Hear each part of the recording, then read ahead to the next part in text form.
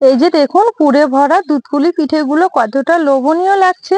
এই পিঠে যদি একবার তৈরি করে খেয়েছেন তাহলে অন্য পিঠে আর খেতেই ইচ্ছে হবে না। এই পিঠের স্বাদ এত বেশি, এই পিঠে একবার তৈরি করে খেলে সারা জীবনেও এর স্বাদ আপনারা ভুলতে পারবেন না। খেতে কিন্তু দারুণ লাগে। কতটা সুন্দর দেখুন, একদম পুরে ভরা, নরম তুলতুলে আর রসালো, মুখে দেওয়ার সাথেই মিলিয়ে যাবে। একবার অন্তত তৈরি করে খেয়ে দেখুন। নমস্কার বন্ধুরা, নতুন একটা পর্ব দেখার জন্য আপনাদের জানাই স্বাগত কাজলি ভিলেজ ফুড রান্নাঘরে। আজকে খুবই সহজভাবে দুধকুলি পিঠে বানিয়ে দেখাবো। আশা করছি আপনাদের অনেক বেশি ভালো লাগবে। তাহলে চলুন দেখে নেওয়া যাক আজকের পিঠে রেসিপি। পিঠে বানানোর জন্য সবার প্রথমে উনুন জেলে কড়াই বসিয়ে দিয়েছি। এবার কড়াইয়ে নিয়ে নেব এই বাটি মেপে 1.5 বাটি জল।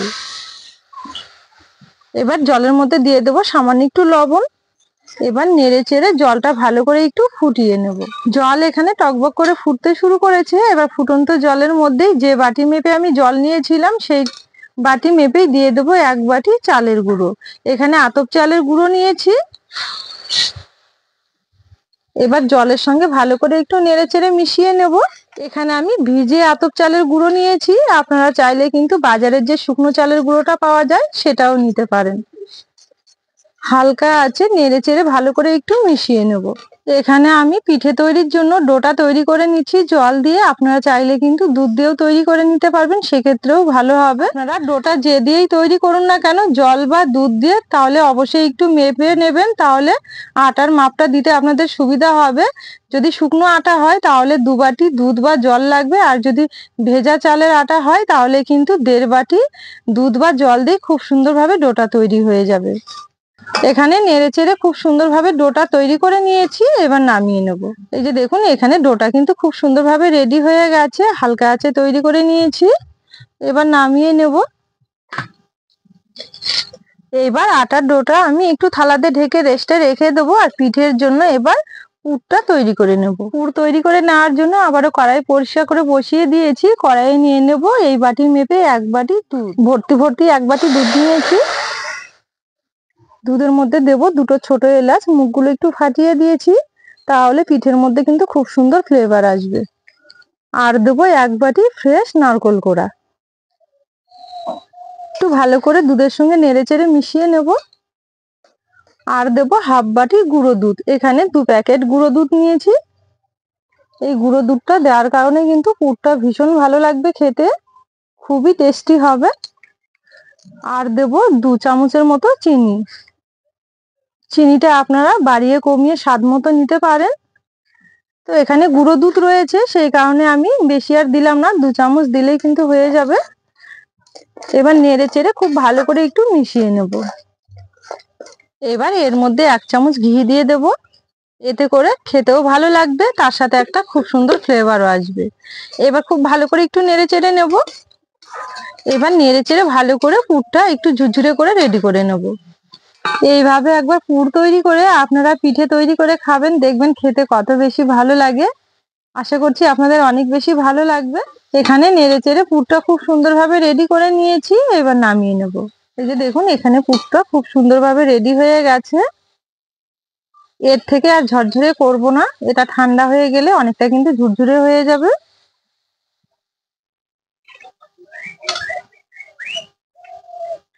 এবার পুরটা এদিকে একটু ঠান্ডা হতে থাক। ওইদিকে পুরটা রেডি করতে করতে এইদিকে ডোটা একটু সেট হয়ে গেছে। এবার ভালো করে মেখে নেব। সামান্য একটু ঘি নিয়ে নেব।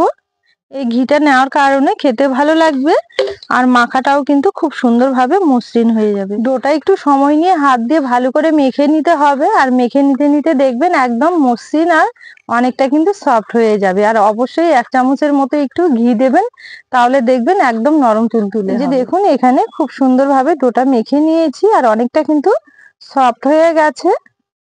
একটু সময় নিয়ে ভালো করে মেখে নিতে নিতে দেখবেন খুব সুন্দরভাবে কিন্তু সেট হয়ে যাবে। এবার এখান থেকে একটু লেচি কেটে নেব। ঠিক এই মাপে কেটে নিয়েছি। এবার চাটুর মধ্যে নিয়েছি, নেওয়ার পরে এইভাবে ভালো করে একটু গোল করে নেব। এই যে দেখুন এখানে খুব সুন্দরভাবে গোল করে নিয়েছি। এবার আলতো হাতে বেলনি দিয়ে একটু বেলে নেব। এটা কিন্তু খুব একটা মোটাও হবে না, আবার খুব একটা পাতলাও হবে না। এই যে দেখুন এখানে খুব সুন্দরভাবে বেলে নিয়েছি, আর খুব একটা মোটাও করিনি আবার খুব একটা পাতলাও করিনি, ঠিক এই মাপে থিকনেসটা রাখতে হবে। কেটে নেওয়ার জন্য এখানে একটা বাটি নিয়েছি, আপনারা চাইলে কিন্তু গ্লাস দিয়েও কেটে নিতে পারবেন। এবারে এইভাবে একটু গোল গোল করে কেটে নেব।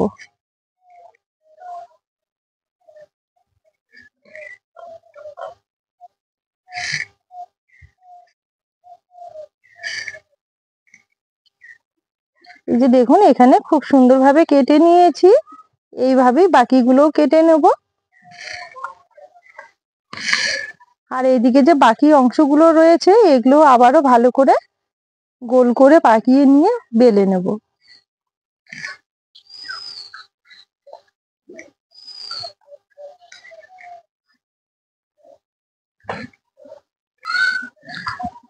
এখানে দেখতে দেখতে সব লেচিগুলো খুব সুন্দরভাবে কেটে নিয়েছি, আর দেখুন কতগুলো হয়েছে। এবার পিঠেগুলো তৈরি করে নেব, তার জন্য এখান থেকে একটা নিয়ে নেব, আর এখানে যে পুরটা তৈরি করে নিয়েছি এখান থেকে কিছুটা পুর নিয়ে নেব। পিঠের মাঝ বরাবর এইভাবে নিয়ে নিতে হবে। এই যে দেখুন এখানে মাঝ বরাবর খুব সুন্দরভাবে তুলে নিয়েছি, নেওয়ার পর এইভাবে একটু চেপে দেব।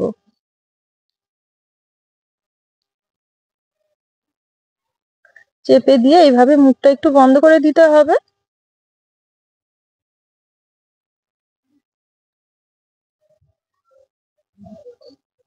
এই যে দেখুন এখানে খুব সুন্দরভাবে একটা তৈরি করে নিয়েছি, আপনারা চাইলে কিন্তু এইভাবেও তৈরি করে নিতে পারবেন, তবে আমি এখানে একটু ডিজাইন করে দেব।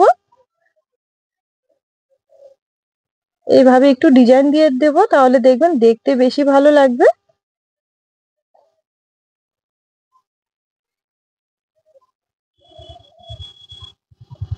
এই ডিজাইনটা তৈরি করা কিন্তু খুবই সহজ, আপনারা খুব সহজেই বানিয়ে নিতে পারবেন।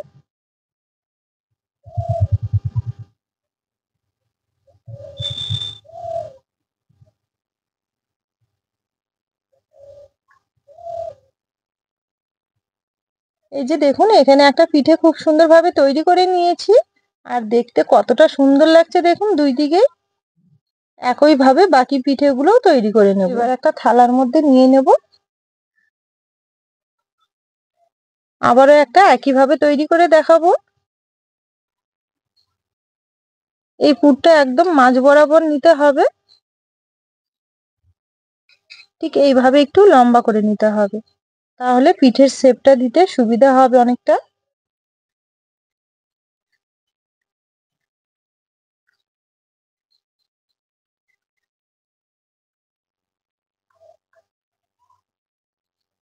ডিজাইনটা দেওয়া খুবই সহজ, আর খুব তাড়াতাড়ি তৈরি করে নেওয়া যায়।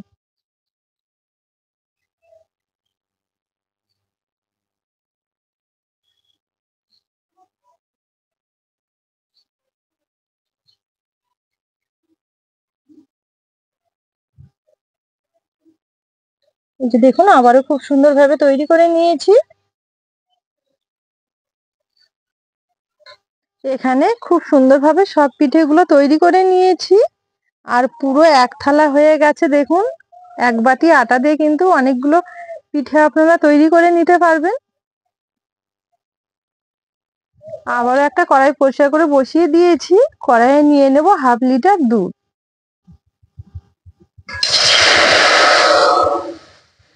এবার দুধের মধ্যে দিয়ে দেব 1/2 বাটি গুঁড়ো দুধ, এতে করে খেতেও ভালো লাগবে আর অনেকটা কিন্তু ঘন হয়ে যাবে। আর দেব দুটো ছোট এলাচ, মুখগুলো একটু ফাটিয়ে দিয়েছি, খুব সুন্দর একটা ফ্লেভার আসবে। আর দেবো এখানে 3-4 চামচের মতো চিনি। এবার একটু ভালো করে নেড়ে চেড়ে মিশিয়ে নেব। এই যে দেখুন এখানে দুধটা খুব ভালো করে জাল করে নিয়েছি, আর এখন কিন্তু অনেকটা ঘন হয়ে গেছে। এবার হালকা আঁচেই রেখে দেব, আর এই সময় পিঠেগুলো দিয়ে দেব। পিঠেগুলো কিন্তু এখনই ছাড়তে হবে।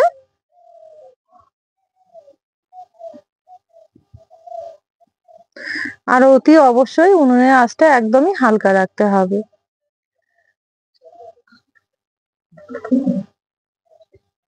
এগুলো হালকা আছে আস্তে আস্তে খুব সুন্দরভাবে পিঠেগুলো হয়ে যাবে। আর এই পিঠেগুলো কিন্তু বেশিক্ষণ জাল করে নিতে হবে না, 2 থেকে 3 মিনিটের মধ্যে জাল করে নিলেই দেখবেন খুব সুন্দরভাবে হয়ে যাবে। হালকা হাতে একটু নেড়ে চেড়ে নেব, হালকা করে এইভাবে একটু চেপে চেপে দিতে হবে। পিঠেগুলো দেখবেন একদম নরম তুলতুলে হয়ে যাবে হালকা আছে এভাবে একটু রান্না করে নিলে।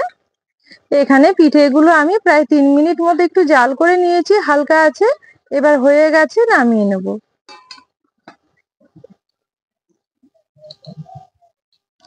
এবার একটা একটা করে খুব সাবধানে একটু নামিয়ে নেব, একটা থালার মধ্যে সাজিয়ে নেব। দেখতে দেখুন কতটা লোভনীয় লাগছে, একদম নরম তুলতুলে। এই যে দেখুন একটা থালার মধ্যে নামিয়ে নিয়েছি, আর কতটা সুন্দর লাগছে দেখতে, খেতেও কিন্তু দারুণ লাগবে, একদম নরম তুলতুলে পুরে ভরা এই পিঠেটা। তাহলে বন্ধুরা আজকের এই কুলি পিঠে আপনাদের কেমন লেগেছে অবশ্যই একটা কমেন্ট করে জানাবেন। পুরো ভিডিও দেখে রেসিপি ভালো লেগে থাকলে চ্যানেলটি সবার আগে একবার সাবস্ক্রাইব করে নেবেন, আর প্রতিদিন নতুন ভিডিওগুলো পাওয়ার জন্য পাশে থাকা বেল আইকনটি অবশ্যই একবার ক্লিক করবেন। তাহলে আজকের জন্য রেসিপি এখানেই শেষ করলাম, ফিরে আসবো পরের দিন নতুন রেসিপি নিয়ে। ততক্ষণের জন্য আপনারা ভালো থাকবেন, সুস্থ থাকবেন, সাবধানে থাকবেন।